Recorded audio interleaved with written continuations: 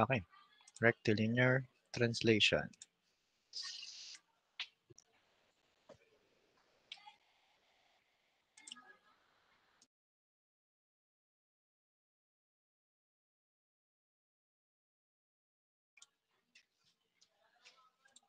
Okay, so this is a continuation of the series of lectures for engineering mechanics. And now we will discuss rectilinear translation. Okay, so before that, again, dynamics is the branch of mechanics which deals with the study of bodies in motion. Okay, so if no midterm we talked about bodies at rest and the forces acting on them, so this time we will talk about the rigid bodies that are moving or are in motion and the effects of the forces on them. Either you applied a force to the body to start its motion, or a force is applied to the body to stop its motion. Okay, something like that.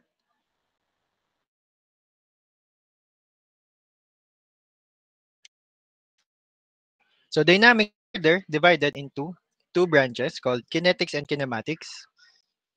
So when we say kinematics, so this is the geometry of motion, and it's used to define the motion or of a particle or body without consideration of the forces. Okay, so when we say kinematics, so we're just talking about the motion of the body itself. So it's already moving. Okay, so we don't care about the forces acting on it. But when we say kinetics, so this is the analysis of the forces causing the motion. Okay,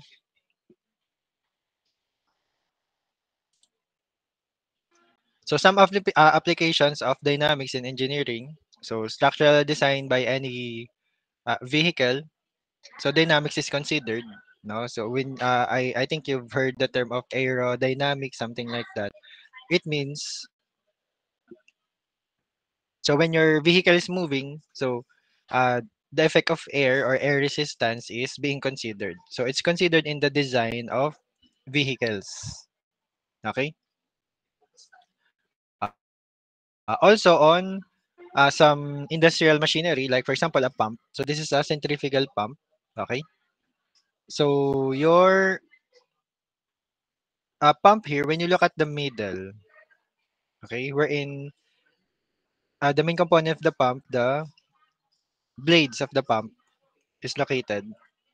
So when they're moving, okay, so the function of this pump is to draw either to draw a fluid or air into it, okay, or to push out air or any fluid, okay. So to do that, the blades of the pump inside are moving in such a way that the air or the fluid being pushed or drawn, no, will also move in consideration with the movement of yeah, the blades of the pump.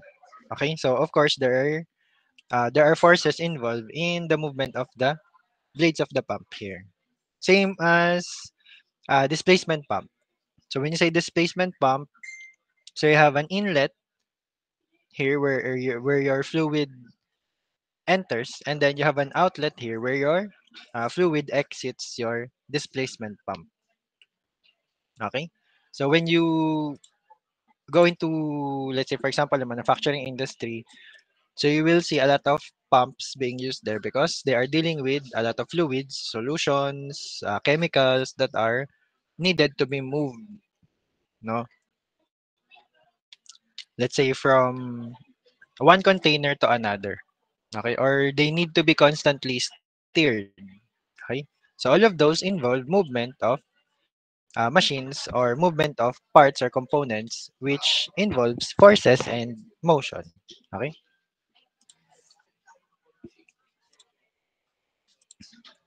So some important terms that you will hear a lot from me in this discussion. So for dynamics, so you have body.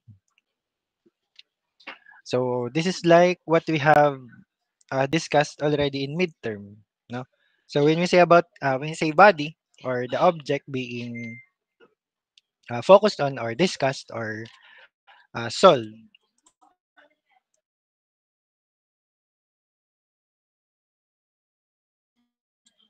okay. So this is the system of particle or particles which form an object of appreciable size. So again, so we won't be considering the dimensions or the size of the body. So when we say body, we can denote it as a simple point, no, or even though, for example, we're talking about a car or a building that is moving, no, not building moving, or for example, a person that is moving, or a car or a vehicle. So you can just denote those bodies as a single point in our computations. Okay. So also when we say particle, so it usually denotes an object of a point size. Okay, so that's what I've mentioned also. So when you say particle or a body, in our computations, no, so we won't be considering yet their their dimensions. Okay, so we will only be talking about their motion and the effects of forces acting on those bodies or particles. Okay, but the difference between the two, so when you say a body, okay, when you consider the dimension, so when you say a body, this is of appreciable size, or this is a big dimension or a big size object. We're talking about like heavenly bodies. Okay, so when you say heavenly bodies, so those are astronomical sizes. But when you say particle, so you can consider the dimensions as small as a point or point size. Okay, so it still has mass but negligible size and shape, right? And then we have position. So when we talk about position, or when you encounter in our problem solving the term position, or if the position is being asked, so it is used to specify the location of a particle at any given instant. Okay. So specifically when we're doing the problem solving already, and you're asked for the position, so or the location of the particle or the body. So what is being asked is position in terms of distance or displacement. Okay, so we're gonna be talking about distance or the displacement of the object from one point or from an initial point into the location that is being asked at any given instant. For example, after 5 seconds, what is the position of the object? Okay, that is moving, which started from an initial point. For example, there's an initial point for a particular body, and then it is moving uh, constantly or with constant velocity to the right. So after, let's say, 3 seconds, it will reach this point. So when you're asked for the position, it means you're being asked for the distance covered by the object or the particle from this point, let's say point A, your initial point or origin point, to point B, which is the point after 3 seconds of motion. Okay, so again, so when you're talking about position, we're talking about distance or the displacement.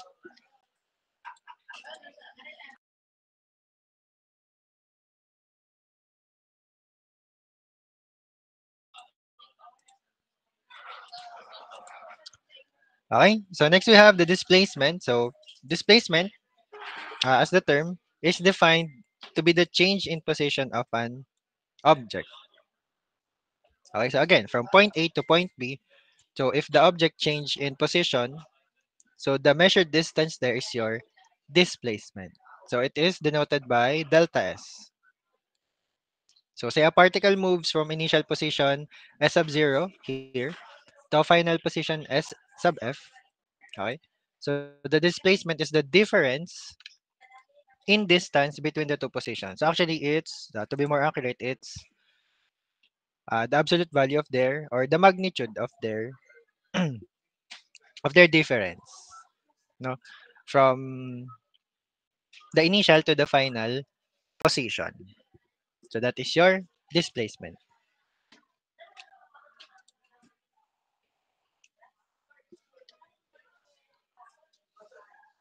So now, if we're going to be considering the direction, So it said here, if the final position, S sub f, is to the right of the initial position, like this one, so the displacement is positive. Okay? So it means your object moved from the origin to the right. Okay? But if your displacement, or sorry, your final position is, for example, situated here, S sub f, and you're asked for the displacement, okay, it means your object moved to the left.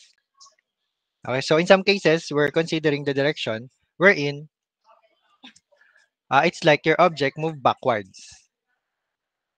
Okay, so it moved backwards. So meaning your displacement or the value of your displacement will be negative. But again, the important part is that the magnitude of your displacement is correct. No, it should be correct. Okay, so the positive or the negative is for the direction only. If to the right, from the origin to the final, so that is positive, and if to the left, from origin to final, so that is negative.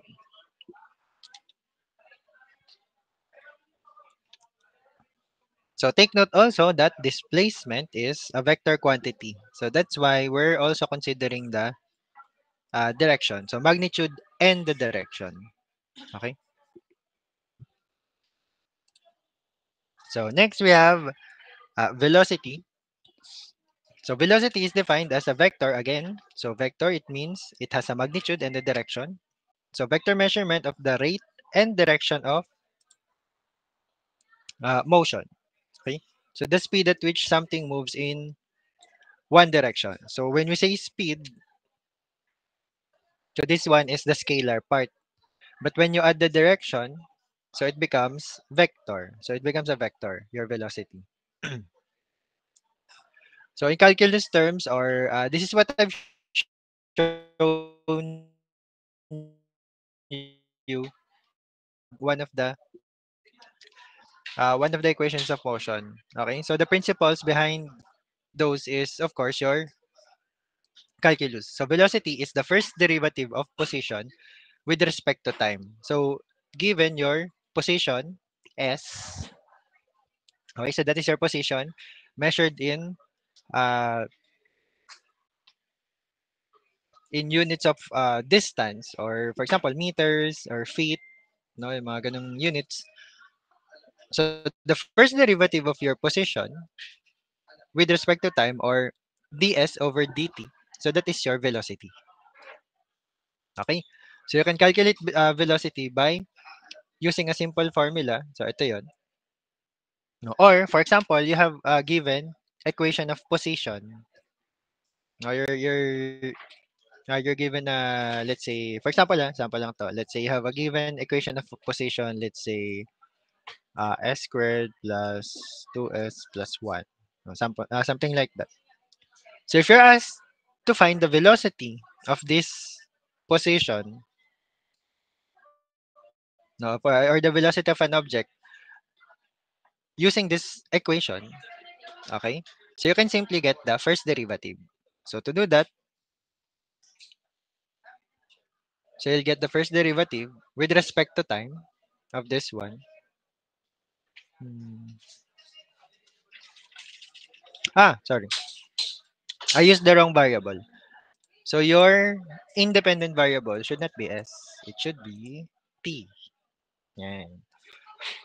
So let's say you have t squared plus 2t plus 1. Okay. So it means your function of the function of your position s, no, and with respect to time. So your independent variable is your time. So this is like on your DE or on your calculus. So this is like no, baliktad. So that's dy over dt.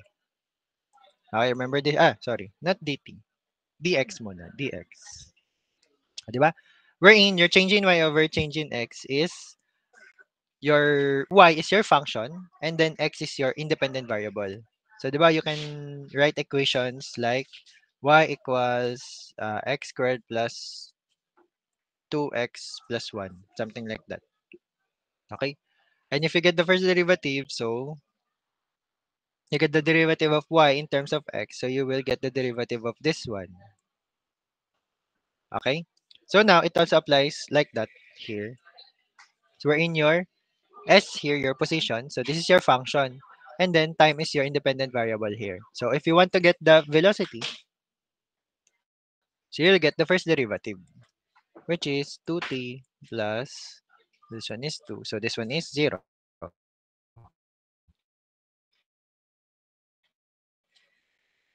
Velocity or the equation of your velocity. Okay, so this is only an example. So it's not a derived formula yet.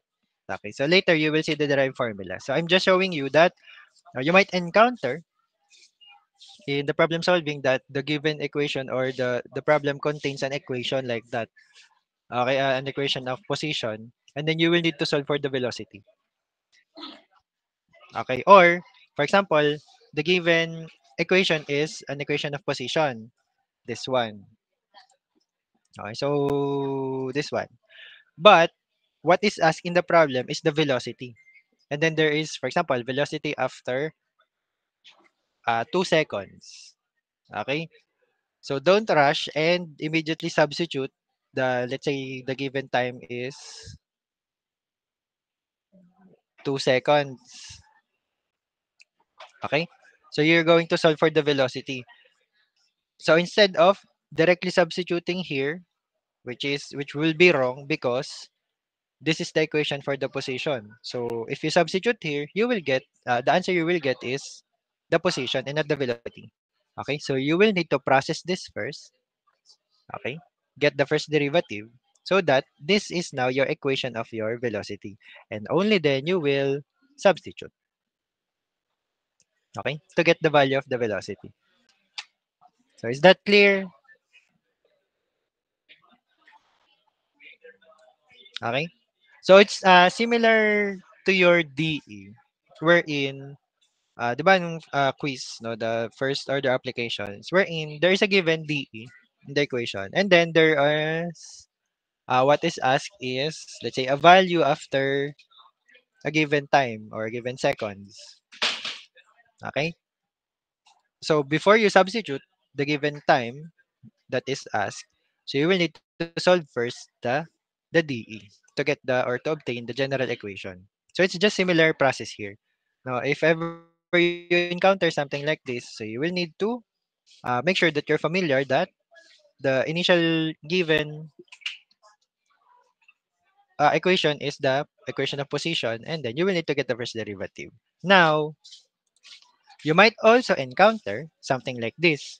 The given, okay, for example, the given is an equation of velocity. And then you're asked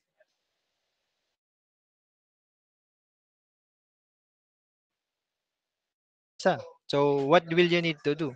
So for example, if your given is this, so it means you will what? Reverse the process.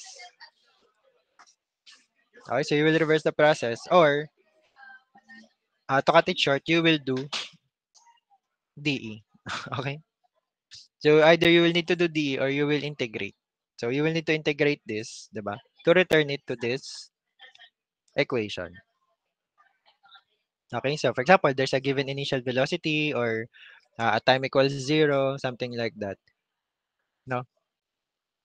Before you can get the equation of the position.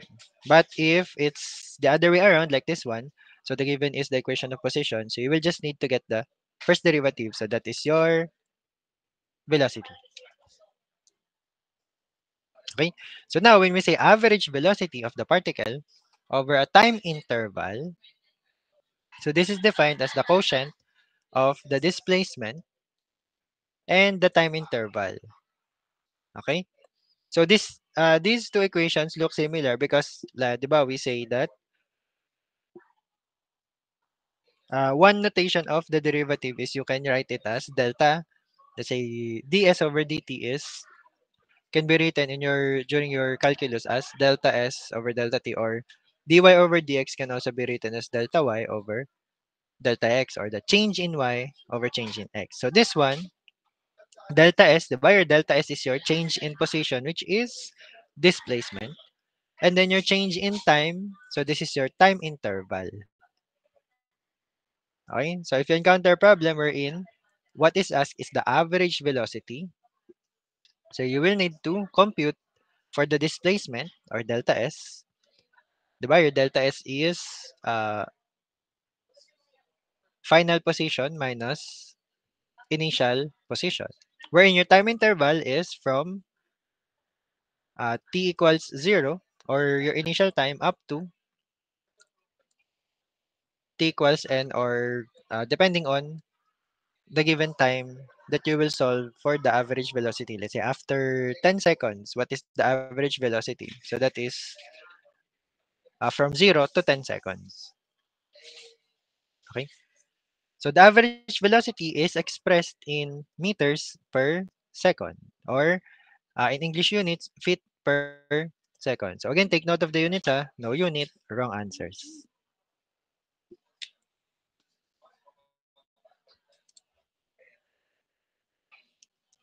Okay. So if you have an average velocity, so you can also solve for instantaneous velocity. So the instantaneous velocity of a particle at the instant t or time is determined by allowing the time interval uh, to become infinite, uh, similarly small or very small. Okay, or to cut it short, the instantaneous velocity is the velocity of an object that is moving captured at an instant time. Okay, so for example, what is the velocity of an object 3 seconds after it started moving? So at time equals 3 seconds. Okay, so at that moment, the 3 second time, no, so the velocity of your object is captured, and that's what you're going to solve for. Okay, so again, so instantaneous velocity is your velocity at this instant. Whereas your average velocity, to compute it, now you will need to get your displacement, okay? And then divide it by your time interval, okay? So your time interval. So that's the difference between the two. Huh? So don't get confused with average velocity and instantaneous velocity.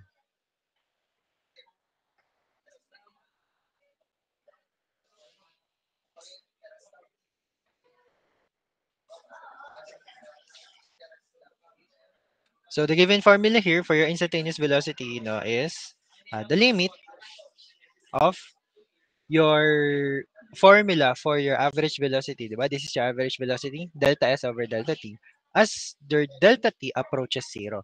So meaning as close as possible to 0. For example, the closest example there is, for example, your instantaneous velocity at time between 2 to 3 seconds, for example.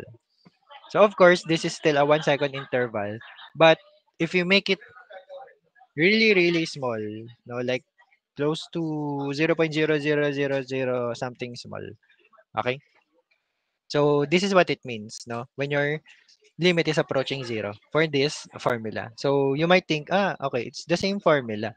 So what's the difference there? So your delta t is as close as possible to 0. Okay? So the most common way to calculate the constant velocity of an object moving in a straight line is so there's another velocity that is involved here. So you have constant velocity. So when we say constant velocity of an object, so your velocity is not moving. So it's not increasing, it's not decreasing. No, so you're not speeding up or not slowing down. Okay. So throughout your specified time, your velocity stays the same. So the formula for that, no, I think this is more common to you or this is what you're familiar with. So this is given by your velocity v equals s, which is the distance traveled, over time, which is the time it takes to complete the movement. Okay? So that is for constant velocity. So take note of the terms being used and the formulas. So when we say constant velocity, So this is your formula being used. When we say instantaneous velocity, so there is a limit involved for your delta t. And when we say average velocity, so you only take this part for your average velocity. Okay. So again, the SI units for your velocity, whether it's constant, instantaneous, or average, are meters per second. Okay. But it can also be expressed in any unit of distance per time. So miles per hour, kilometers per hour, or feet per second, or even kilometers per second. So kilometers per second are being used by, I think, heavenly bodies or your bigger bodies in motion. Like for example, the rotation of the Earth is measured in kilometers per second. So if you imagine that, if you try to imagine the velocity of the Earth in kilometers per second, now try imagining that the Earth's rotation suddenly stopped moving.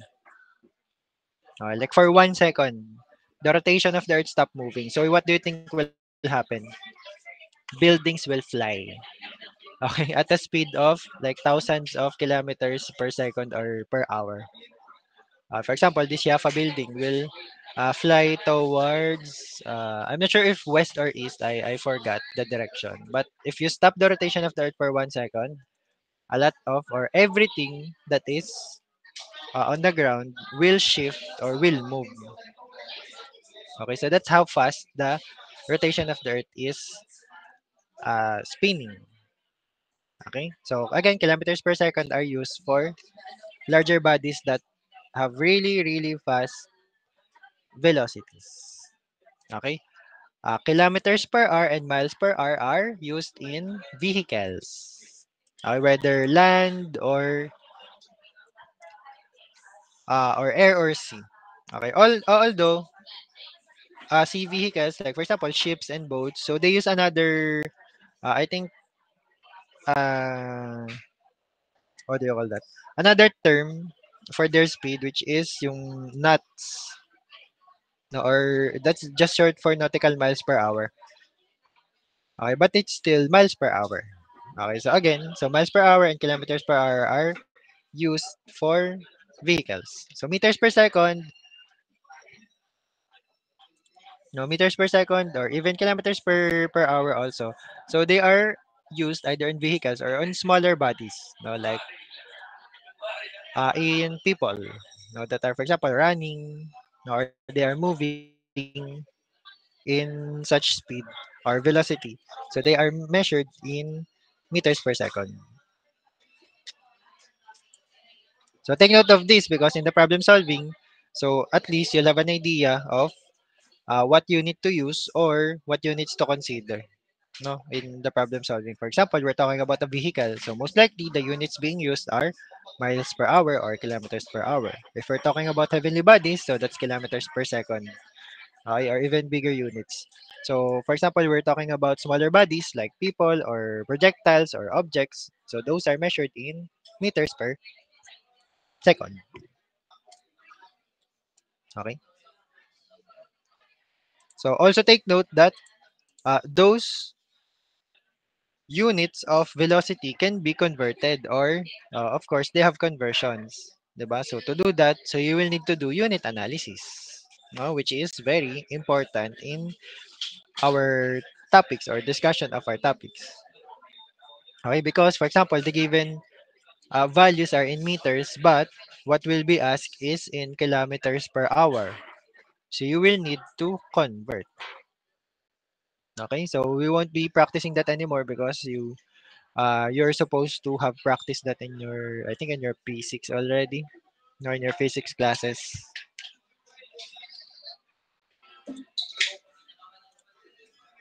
Okay, so again, difference between speed and velocity. So when you say speed, this is the scalar quantity, but when you add in the direction, so that becomes velocity.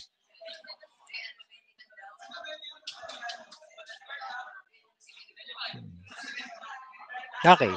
So next we have acceleration. So acceleration is defined as a vector quantity again. So this is a vector, another vector, that indicates the rate of change of velocity. So it has dimensions of length and time over time. Okay.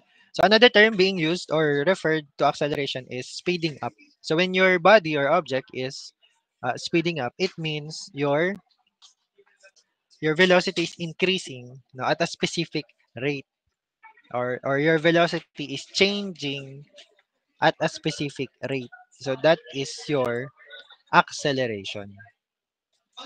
Okay?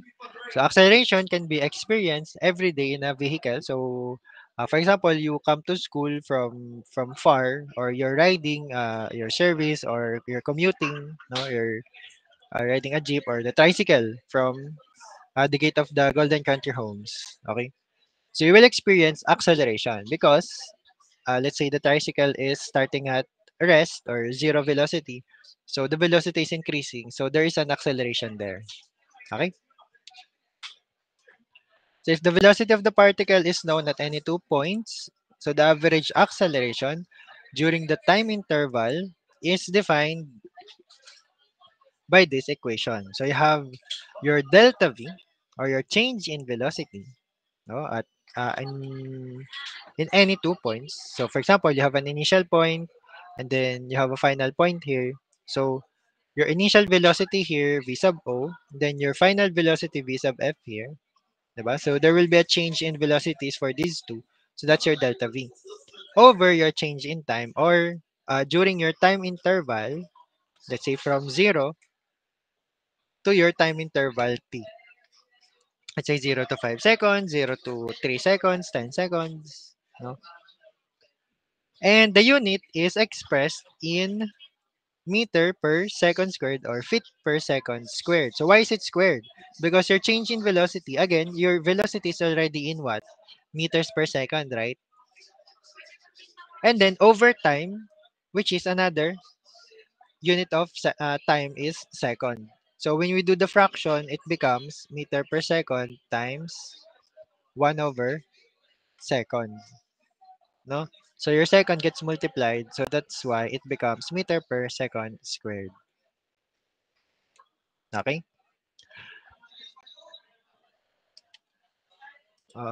Is it mentioned here? Also, okay, so let's mention it here. So if you notice here, diba, we said that delta V over delta T, or delta y over delta x, is what? Also an expression of derivative. So it also applies here. So your acceleration can be also expressed, or can be solved or determined by the first derivative of your velocity. Okay? So similarly, earlier, if you encounter, okay, if you encounter in the problem solving that there's a given equation of velocity with respect to time, let's do the one earlier. Diba earlier we had 2t plus 2, right? So this was our equation derived from the first derivative of position. So if you want to determine the acceleration, okay? So this is only an example. So you will need to get the first derivative of your velocity. So meaning we will need to get the derivative of this one, which is 2 plus 0. Okay? So this value, so your dv over dt equals 2, is also your acceleration, the value of our acceleration. Okay, so again, if you encounter your velocity in equation form, okay, and you're asked to find your acceleration, so you will need to get the first derivative of your velocity. Now, what if your given is equation of your position again in terms of time? Let's say t squared plus 2t plus 1. And you're asked to solve for the acceleration, or the equation of your acceleration. So what will you do? No, or what's the relationship between acceleration and the position? Since your acceleration is the derivative of velocity, and velocity is the derivative of position, so we can write it as something like this. Diba? You have dv over dt. But your v is also derivative. So that's the derivative of the derivative. Sorry. That is the derivative of position. So ds and over dt. So these two will become, will multiply below, and then the derivative of the ds. So what will happen there? So you will have, it became messy. Wait lang. So we'll erase some. Okay. So this will become d squared s over dt squared. So to cut it short, acceleration is the second derivative of your equation of position. Okay, so those that's how those three are related. Okay, so is that clear so far for everyone? Any questions or confusions with this? So again, if you encounter or if what is given in the problems or in the problem solving are equations, equation of motion, equation of position, equation of velocity. Okay, so you will need to be familiarized with the relationship between those three. So again, velocity is the first derivative of position. Acceleration is the second derivative of position, and also the first derivative of velocity. Okay.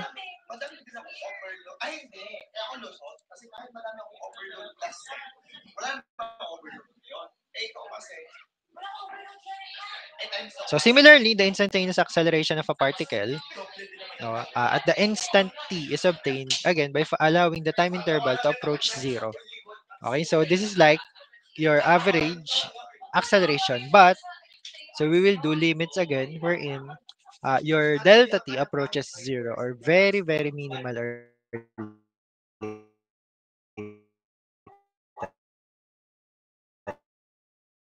Expressed in the same units. No? So meter per second squared or unit of distance over the square of unit of time. Okay. Sometimes you might have a question. So when we talk about acceleration, it's about moving or speeding velocity or increasing velocity. But what about slowing down? Okay. So for slowing down velocity, so the term deceleration is used to refer when the speed of the particle decreases. Okay? So it's either deceleration or sometimes some people call it negative acceleration. Because your velocity will be decreasing. Okay? So if it's either negative acceleration or it's like inverse acceleration. No, because if you multiply it to your velocity or if you use it to your velocity, it will or the value of your velocity will decrease. No. So then the particle is moving more slowly or it's slowing down or approaching rest or zero velocity. Okay? So that is for acceleration, aside from the formulas earlier, is by the formula of final velocity minus initial velocity over the given time or the time frame that you're measuring the initial and the final velocity. Okay? So that is for constant acceleration. Okay?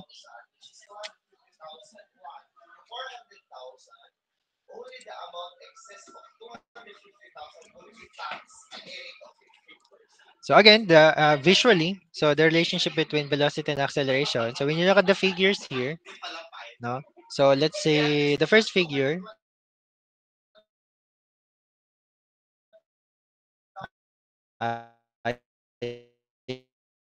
started and then he started slowly and then later on he is speeding up or let's say for example you're running and you feel like you're speeding up no your steps are speeding up no it means you're accelerating Now, because you are speeding up. Okay?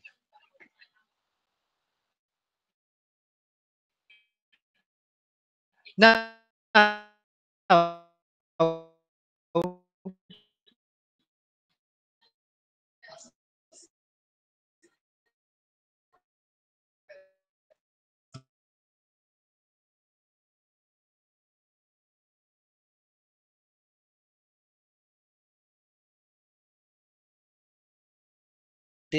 he's still accelerating because he is slowing down.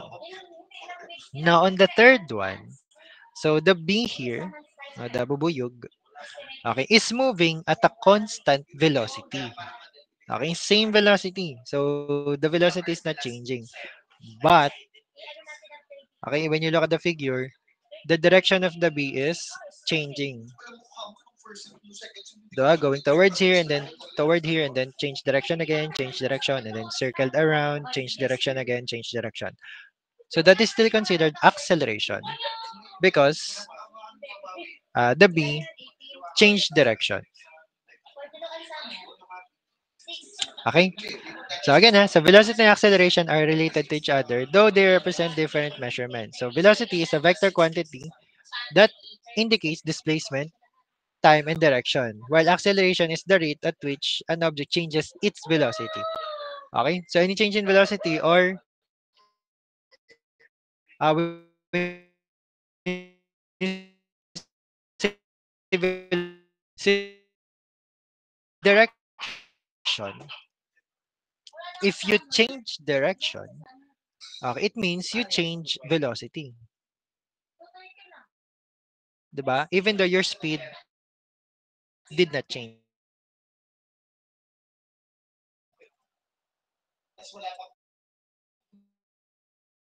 Velocity and acceleration. So again, even though you're not changing velocity, but if you change direction, you're still accelerating.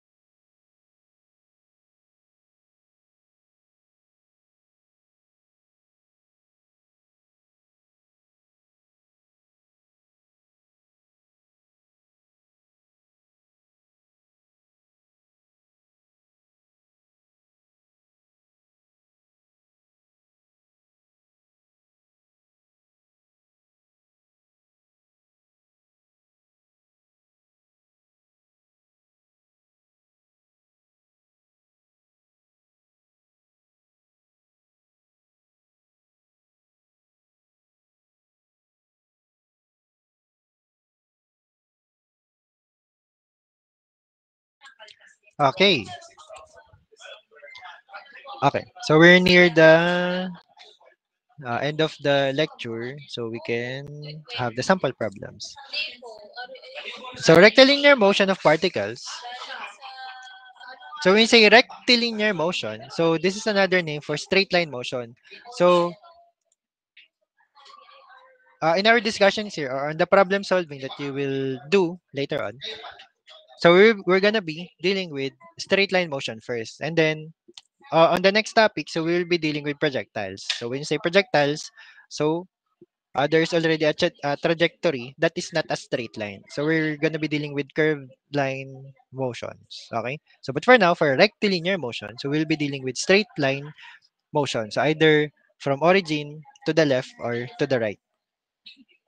Okay. So we can't do upward motion yet because that is also part of the projectile motion. Okay, upward and downward.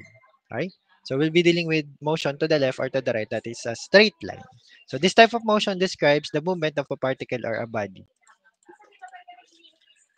So a body is said to experience rectilinear motion if any two particles of the body travel the same distance along two parallel straight lines. No? So some examples, so the use of elevators in public places. So for example, if you have ridden the elevator in the stair hub or any form of elevator.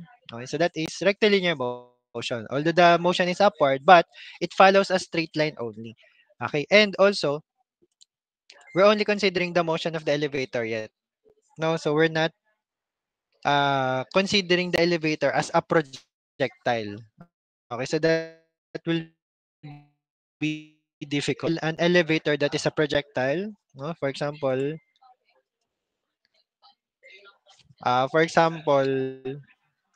oh, wrong. Ha! Bumalik. Okay, here. Oh, so it's hard to imagine an elevator that is a projectile because if you have an elevator here, you're there, no? If you can propose it for your thesis, no? If this is your elevator and you want to go into this point, ano, and when we say projectile, so that is so your motion will be ah, Sir, nawala po yung ano po, share screen. okay, okay. Thank you for noticing.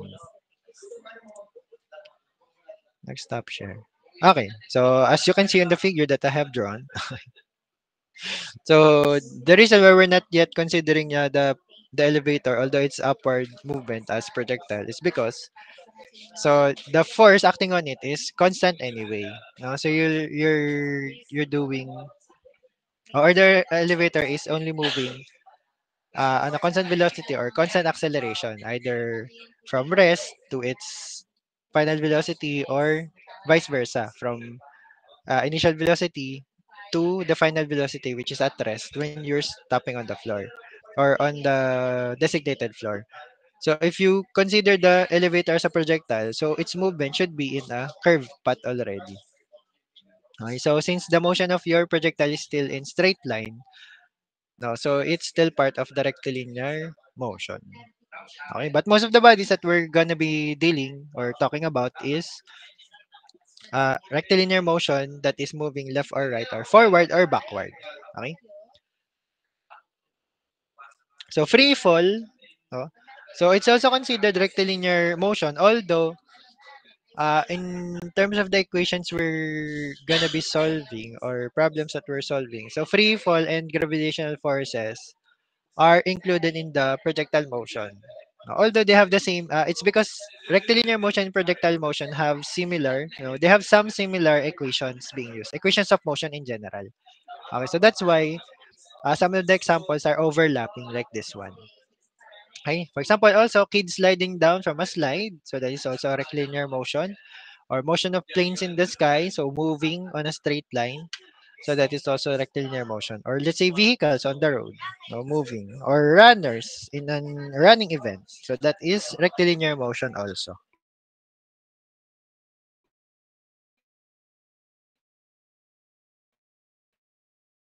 Okay.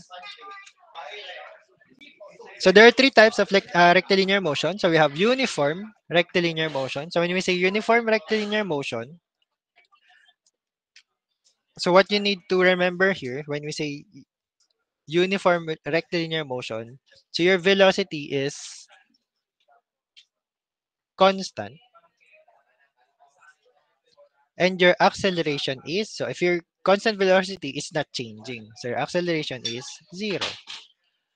Okay, so the next one, you have uniformly accelerated rectilinear motion. So it means, so of course, your velocity is changing because sabi nga accelerated.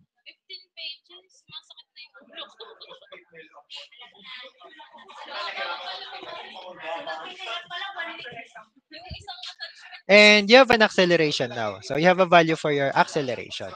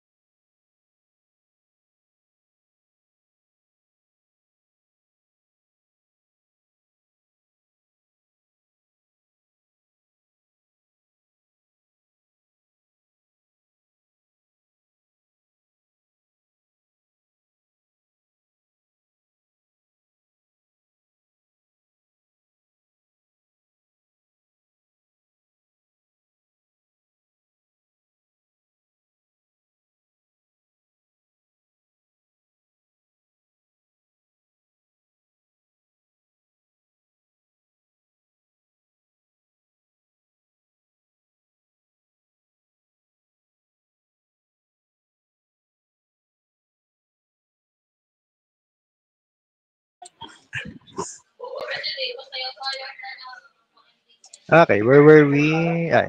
So, second type, uniformly accelerated rectilinear motion. So, you have here changing velocity, and of course, you already have a uniform. I forgot to write it. So, your acceleration is constant. Okay, so take note of this, ah. So, uniformly accelerated, when you say uniformly accelerated motion, so your velocity is changing at a constant acceleration. Okay? And the third one is rectilinear movement with non-uniform acceleration. So, of course, your velocity is changing again, but your your acceleration is non-uniform already or non-constant. No? So, when you say non-constant, so it can be let's say in an equation form or variable, non-constant or variable. Okay? So, take note of that. So, meaning your acceleration can be given in, let's say, uh, t plus 2, something like that equation, or t squared plus 2. Okay, it means your acceleration is not fixed. So, it is a variable with respect to time. Okay? So, that's how your acceleration is defined. Not by this, ha. So, it means, it just means variable acceleration. Okay? So take note that so because those terms can be used in the problem solving. Let's say uniform motion. Okay, so when you say uniform motion in the problem, it means already that your acceleration is zero. So although your acceleration is not given or not mentioned in the problem, take note of the keywords. So your velocity is also constant. So when you say uniformly accelerated body, uniformly accelerated object, so you have a constant acceleration, and of course your velocity is changing.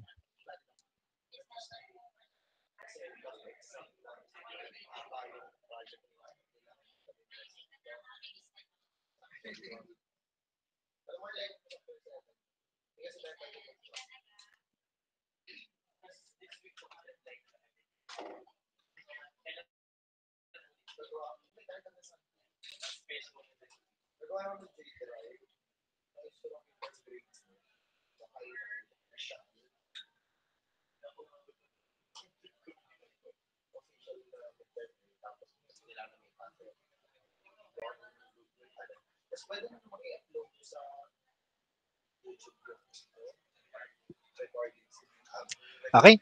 So given below, so as you can see below, so we have the three basic equation of rectilinear motion, one of which we have already derived in DE. Remember this one? Diba? Looks fam.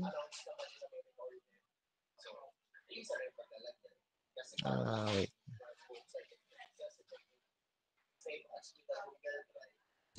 Okay, so that one, the first one, VF equals V sub 0 plus 80, diba? That is the equation that we derive from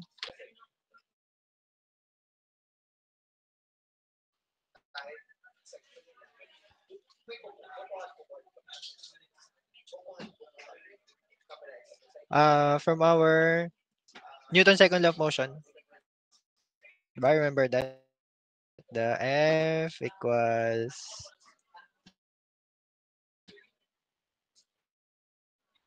MA dV over dt. Diba? Remember this one? So when we solve this using DE and then apply initial condition, so you will get this. Okay? So for the other two, so these are also derived equations. So I will no longer show you the derivations of this, no, since I've shown you the process during DE, or I've given you the process or the idea or the concept, no, where did this come from? So you have three equations here. So you have final equation for the final velocity given by this equation. You also have an equation for the position S given by V sub 0 t plus V sub 0 t plus 1 half.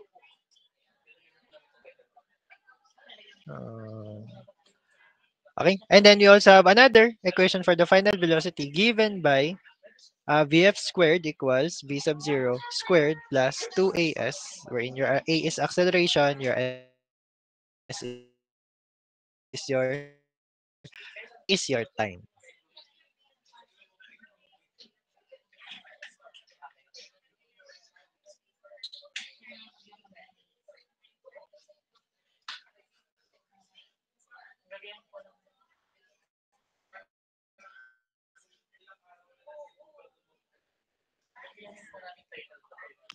Okay, so you're going to use these equations, working equations, not to solve for different problems no, regarding rectilinear motion. So we'll have two examples here, example 1 and example 2. So we'll try to solve this here. And then equation, sorry, not equation. Example 3, 4, and 5 will be, so take note ah. So examples 3, 4, and 5 will be included in your problem set. Di ba you still have a problem set? Ay, hindi pala. Sorry.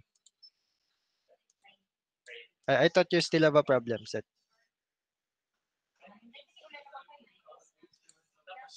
What you have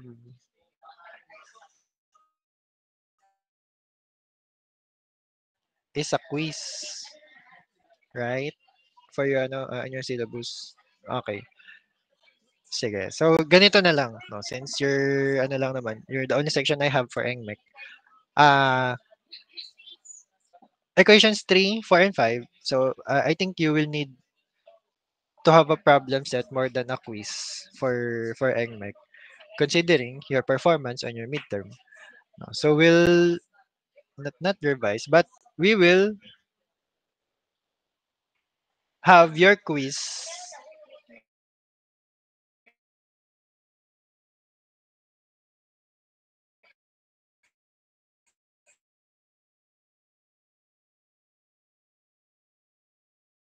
real-time face-to-face quiz.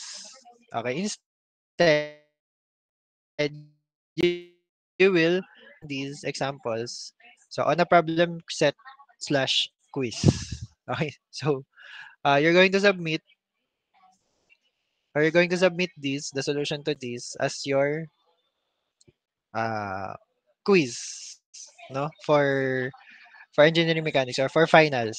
Okay, so that I will also have some assurance that you practice. No, so it won't make sense if I give you a quiz real time face to face and you're not able to answer because you don't have practice.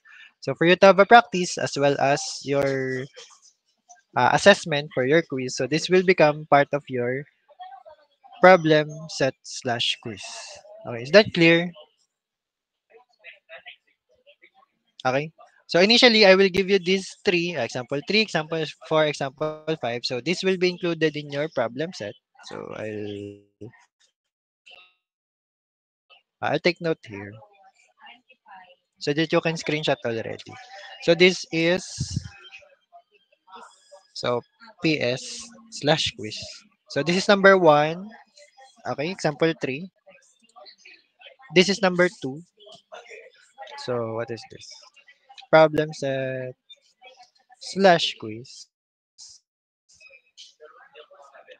number 2. So for the instructions regarding the, let's say, front page or the instruction page or formatting, no, so I will chat in the group chat messenger group chat rather. Okay, so that you'll have uniform format, no, and then submission. What's sure is that submission will be online. So online na lang ulit, no, sa on your Google Classroom, so that I won't have a lot of paper here. Okay, so I will check it again online in your Google Classroom. So make sure you practice and whether you're solving this on your own, but diba, this is my assurance that you have something to practice for your final exam. Diba? Because these are the topics included for your final exam. So make sure to practice these. Okay?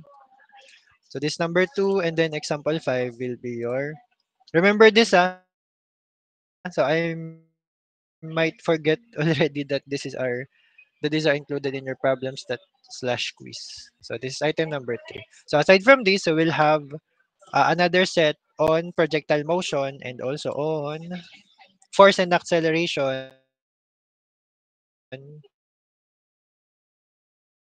No, you won't be having this as a quiz anymore. So I might add some more items. So siguro maximum of 15 items or 15 to 20 items for your problem set slash quiz.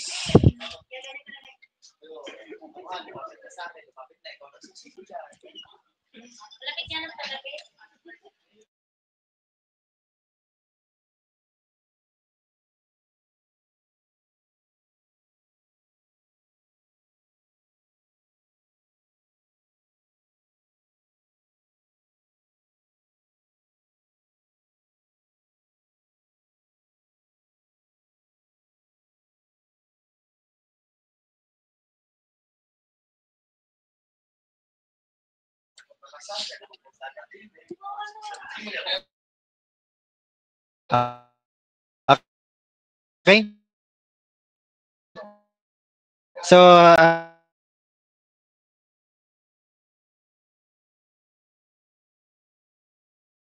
week or no, before the finals week so that you can also avail the additional points or bonus points. Okay, so take note of this. So these are already included in your problem set. So item 1, item 2, and item 3. Okay, so but we will solve this first. So example 1. So the bicyclist has a constant acceleration of 2 feet per second squared. If we start from rest, determine the velocity and position when time equals 5 seconds. So let's analyze this problem. So you have a given constant acceleration. Diba? So you have constant acceleration of 2 feet per second squared. So he started from rest. Okay? So if he started from rest, so meaning your initial velocity, now if we need to consider initial velocity, so you have 0 or 0 feet per second. So again, take note of the unit. So what is asked is determine the velocity and the position when time is 5 seconds. So you will need to solve for the velocity at 5 seconds. So let's denote that as v sub 5 for 5 seconds. And also s sub 5. Okay? So let's look at our equations of motion. No, and let's see which of these. So I labeled this as equation 1, equation 2, and equation 3. Okay? So among the three equations you have here, and with the given data on example number 1, problem number 1. So which equation do you think can be used to solve what is required here? Which equation or equations? Maybe more than one equation is suitable here. So which equations do you think are suitable to use to solve for this problem? And then we will try to use or substitute the values on those equations. So among the three, equation 1, equation 2, equation 3. So which equation is suitable for example 1? Example 1. So what do we have for example 1? VF equals VO plus 80. Okay. So this is for finding the final velocity. Right? So finding the final velocity which is the velocity after 5 seconds. Okay? So for V sub 5, so we will use equation 1 which is so VF equals V sub 0 plus 80. Wherein your VF nga is your V sub 5. Again, initial velocity,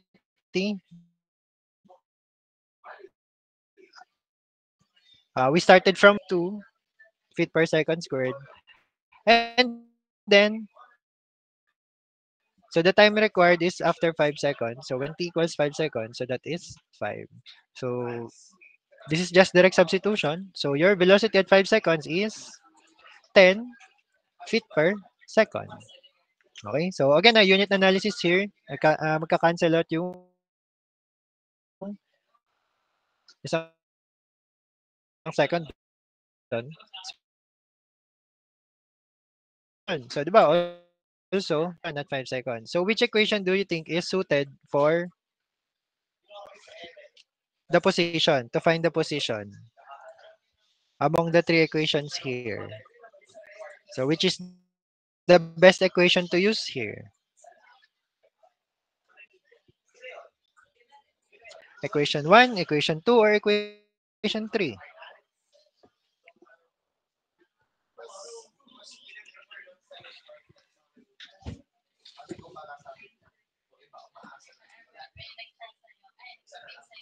Which equation is best suited for finding the position? Equation 1, equation 2, or equation 3? Equation 2, diba? It's obvious, no? So, equation 2 is solving directly for the position. Okay? Where is it? Okay. So, we will use equation 2, which is BOT plus 1 half AT squared. So, S5. So, we have VOT plus 1 half AT squared. Okay. So, again, these are all direct substitution na only. So, no need to derive unless, as I've said earlier, unless there's a given equation in the problem. Ano? So, again, direct substitution, we have 0, initial velocity, times 5 seconds, plus 1 half times constant acceleration of 2, and then 5 seconds squared. Okay? So, this is 0 out. So, I have 1 half times 2, so 1. And then 5 squared is 25. So, the unit for position, again, this is a measure of distance. So, this is in feet. Take note, ah. So, a lot of you, I'm sure, will get the unit wrong. Most of you will answer 25 meters, 10 meters per second. Okay? So, be mindful of the unit. Okay? So, is this clear for everyone? Example 1. Okay? So, let's proceed to example 2 before we proceed to the next one. So example 2, a racing vehicle has an initial velocity of 10 meters per second and covers a distance of 225 meters in 10 seconds. Find its acceleration. So let's look at the equations again. So let's look at the given first pala. So we'll write the given first. You have an initial velocity, v sub 0, of 10 meters per second. You have a distance of 225 meters. Your time is in 10 seconds. Okay? So what is asked is the acceleration. So among the three equations here, which one is suited to solve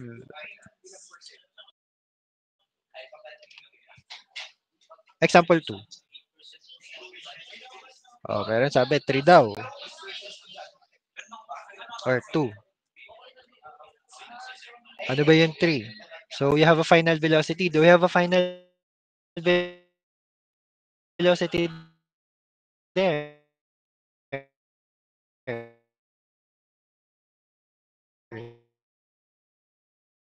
Initial velocity there.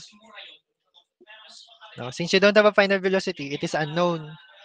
Okay, and what is asked is the acceleration. So if you're using equation 3, you'll have two unknowns, one equation only. Okay, so equation 3 is not suitable for this one. Okay, how about equation 2? You have, we have a position given, now distance. We have initial velocity, and we have a time also.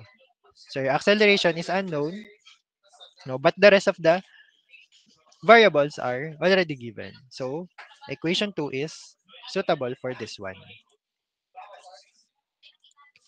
Asan na yun? Okay. So using equation 2, so that you can exercise your fingers and your calculators, So using equation 2, VOT plus 1 half AT squared. So solve for the acceleration.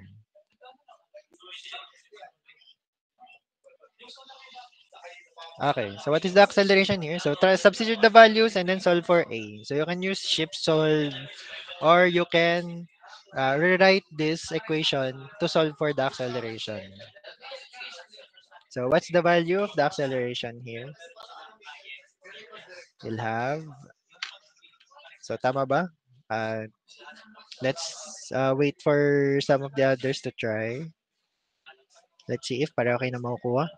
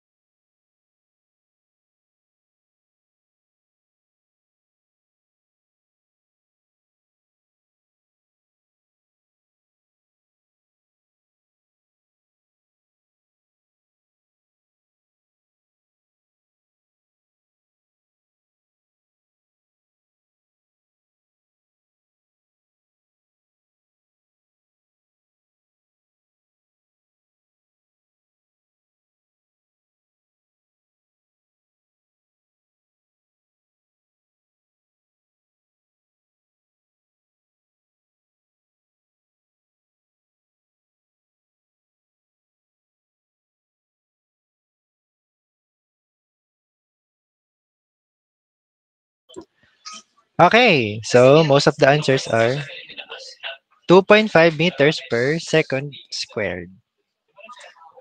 Okay, so for the others, so we will substitute here. So let's start to substitute. So you have 225, diba? Then initial velocity of 10, so in 10 seconds, right? 10 in 10 seconds. Plus 1 half times A, which is your required. Then, time again, 10 seconds. Okay? So you have 225, you'll have 100 here, plus 1 half times 100 times A. So this is 50. So this is 125. If you subtract, then this is 50 A. So A is 125 over 50 or 2.5. Oh, 'di ba? Walang kalki yan. Okay. So either that or shift solve. So fine with me. As long as correct value and correct unit. So again, be mindful of the unit. Okay. So again, example 3 is your problem set slash quiz number 1. Also example 4 and example 5. So items 1, 2, and 3. Okay. I'll give you some time to screenshot. Yeah, screenshot or copy. Okay, all good. Then for example 4, so this is your item number 2. Okay. And then example 5. This is your item number 3 for your problem set slash quiz. Okay. So again, so we will no longer have, since I'm sure our time will be affected in the following weeks, especially on week 15 and 16, because week 15, so we won't be around. Although we're not affected yet because we will be leaving Thursday until Saturday. So Wednesday, I can still meet you on week 15. So today is week 13, then week 14. Okay. So your quiz is supposedly on 13 or 14. Wait nga.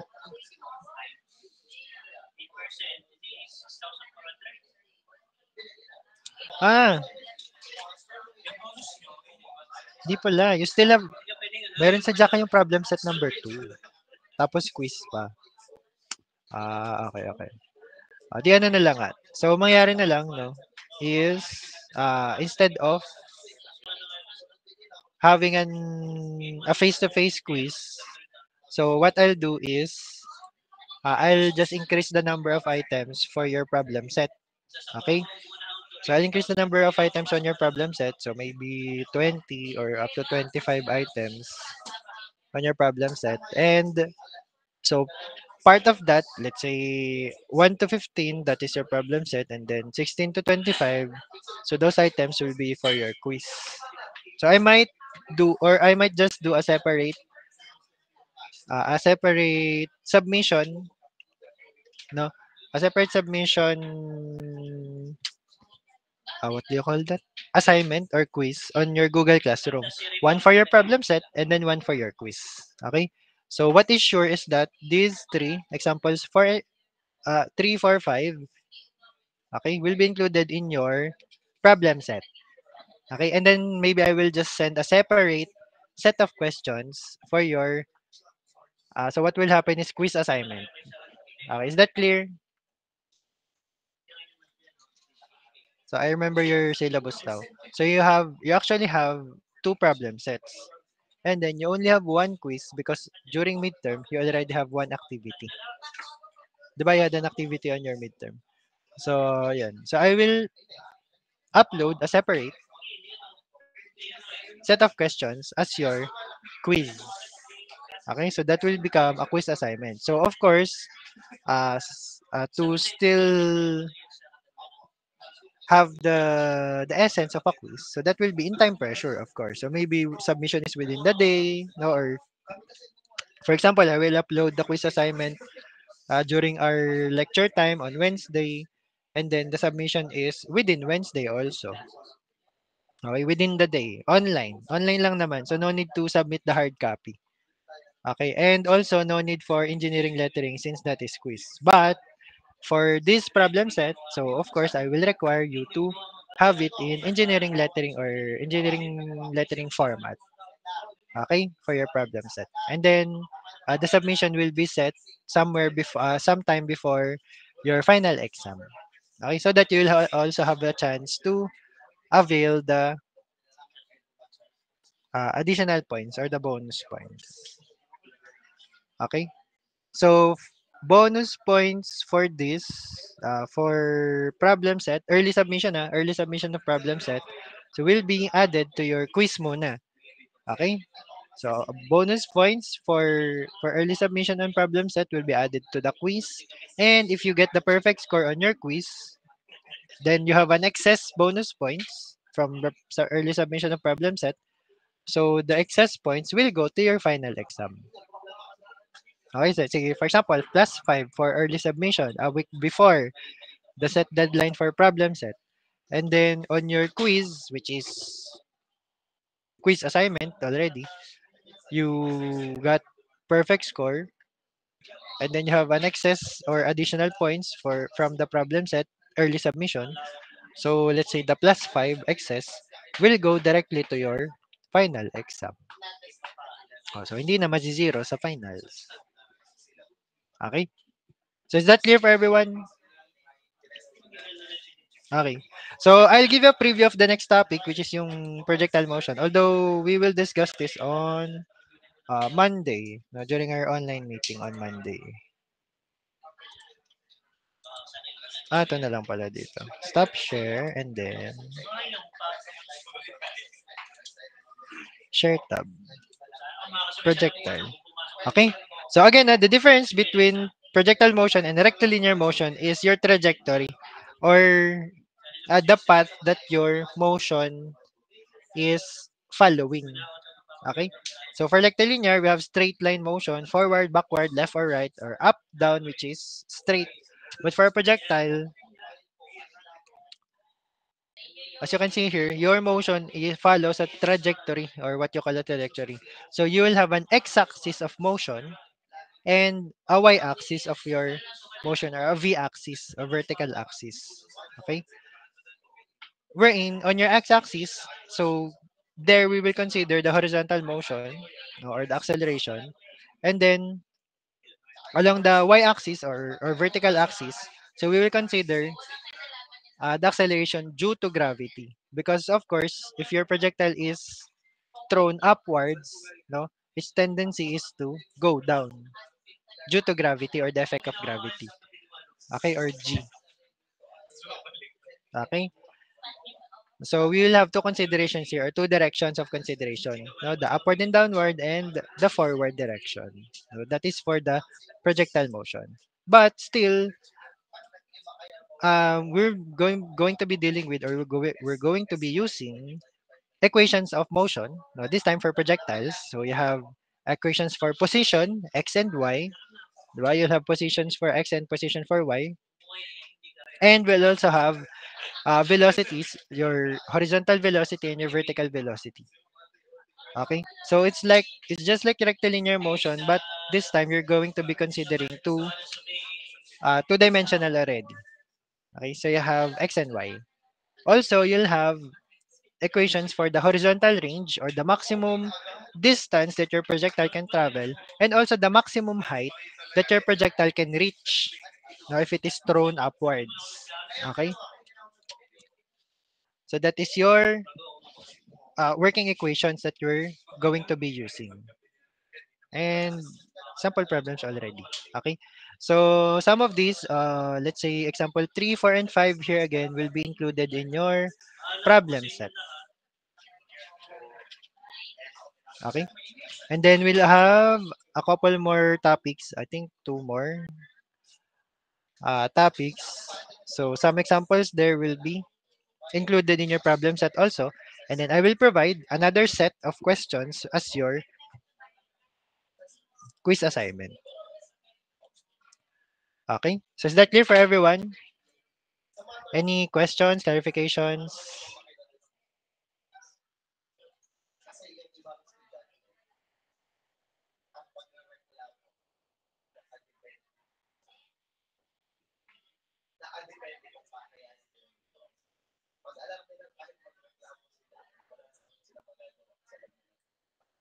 Okay. So that's all for today, no, for our discussion. So we will continue our lecture on predictional motion on Monday on our 2 to 3 p.m. Monday. Okay. So if there are no more questions, clarifications, and concerns, I hope you learned something today, and I hope you start already working or answering the items I gave you for your problem set. So again, abrupt application, no, and immediate practice, no, so that you don't forget and you already develop the muscle memory and also the visual memory also, no, and practice of the equation so that you will have an easier time remembering the equations of motion because take note we're going to be using a lot of equations here. So the key to remembering those equations is to practice them or use them a lot. Okay.